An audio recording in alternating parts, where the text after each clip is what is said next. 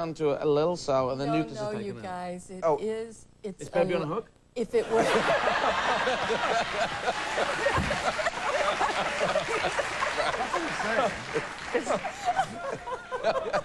Turns out you had it, Eddie. If they weren't human beings, why would these scientists be interested in them? It would not work in the scientific... For disease research. That's why they're interested. Oh, that's snake oil stuff. No, Snake no, oil? No, you're spouting the snake oil stuff Yeah, over there. 'Cause this these research guys is are there to making- cure human disease.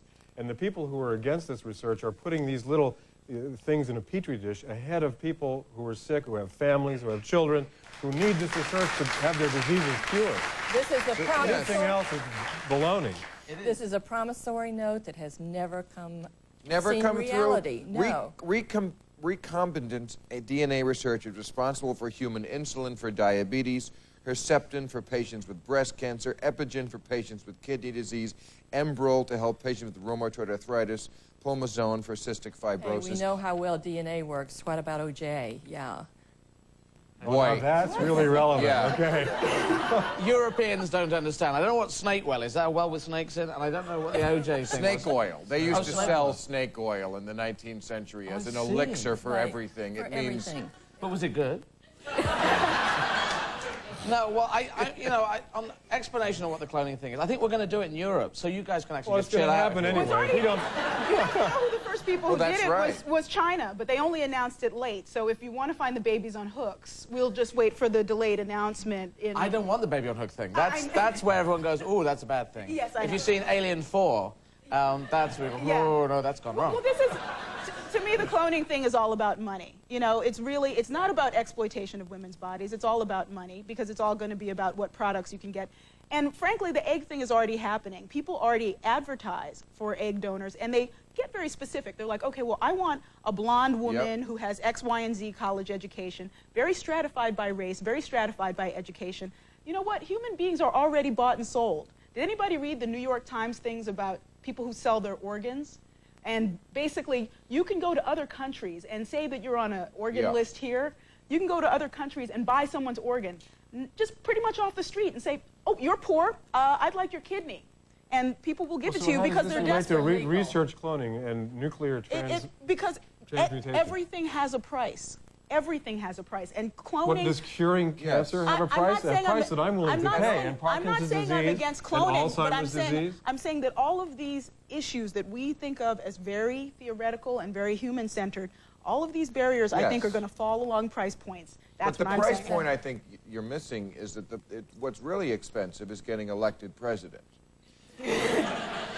And you sometimes have to... They cloned the senior one and got that junior one. You've already done that.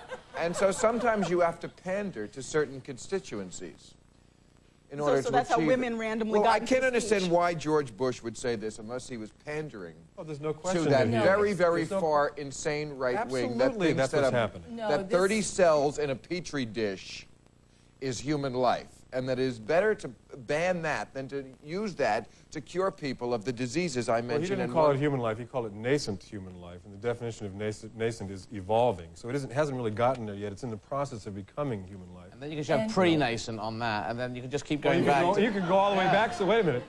I think it might be the dinner that I had with my date that led to the thing that created could have been the actual nascent human experience. Oh, you guys, we're talking about money here, and we're talking about scientists who are using human beings, potential human beings, and if we don't have respect for this type of human being, where do we draw the line? We don't want to clone other human beings. We want to use these cells to cure disease. Okay, that's all rhetoric, and none of that. No, that's not rhetoric. Absolute science. That's the other end of it. The rhetoric is what is anti-science. Yeah, you have the rhetoric point of view. The rhetoric never cured anybody. But if that's rhetoric, yours is rhetoric. Rhetoric is the word, so the words that you're saying is also rhetoric. So we have this is a rhetoric show.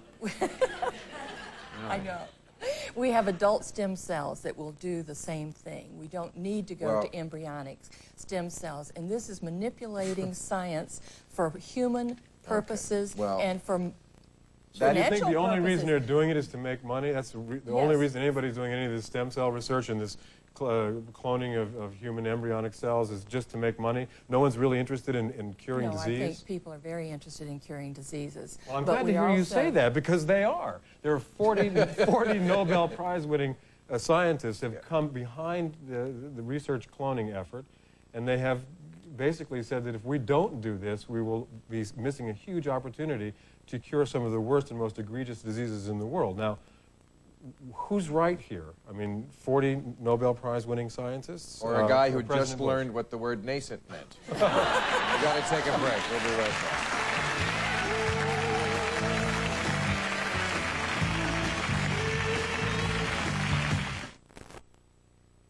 Pamela Anderson and Kid Rock are officially engaged now.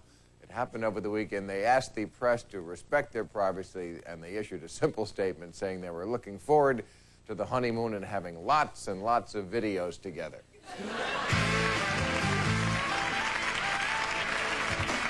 Okay. Well, today is tax day. I guess that doesn't affect you, but for the rest of us, it's a painful day. We got to set our wallets back 6 months. An interesting sidelight to this today story. In the last 2 years, 100,000 African Americans have claimed the slavery tax credit, which is a demand for reparations. And of course, the IRS gave it out to a lot of them.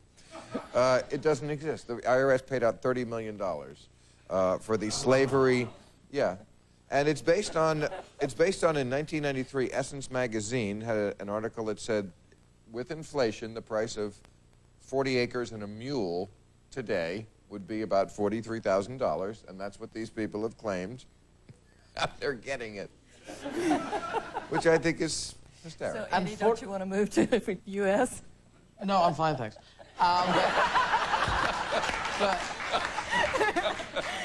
And they're not giving transvestites any money. Yeah, right. But All you have to do is apply for the tax credit. You'll get it. Well, Yeah, I've right, got two questions. One, 40 acres and a mule. That was a Civil War thing, Yeah, wasn't again, that? we have to explain to our friend from Not America. Yes, And after half of the America. Civil War, right? Help me out on my history here. But this was Reconstruction when they were trying to curry favor. This is back in the days when the Republicans favored the blacks. That's how long ago this was.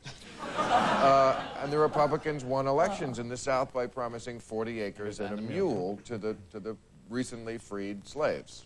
Gotcha. So that is... And it was promptly rescinded in basically a cutthroat measure of, retrenchment pretty much right afterwards. The, Right. Original... So they never screw-you got move. their 40 acres and a mule. So it was a continuation of the Native American promissory... Yeah, sort of. Yeah, Native American genocide, enslavement, Here's some blankets et cetera. covered with tuberculosis. Exactly. Here you Help go. yourself. Nope, you can't Help have yourself out. America. No, we want them. Oh, we got tuberculosis. No, you have these. America. I want to know why.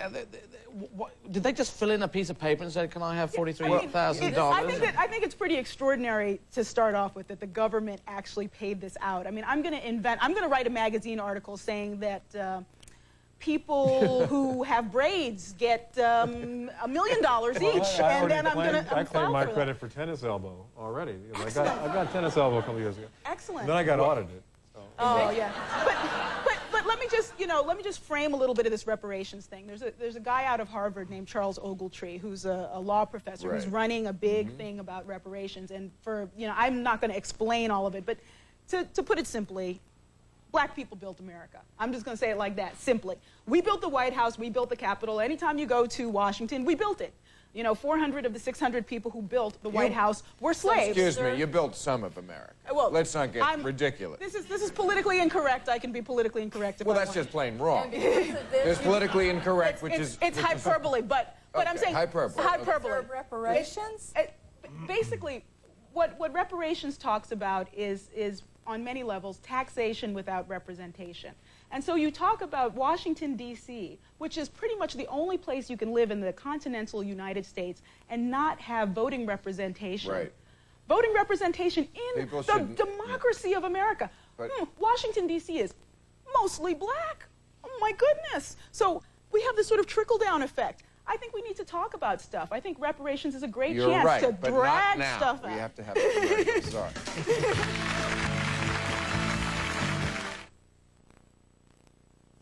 All right, Baby on a Hook.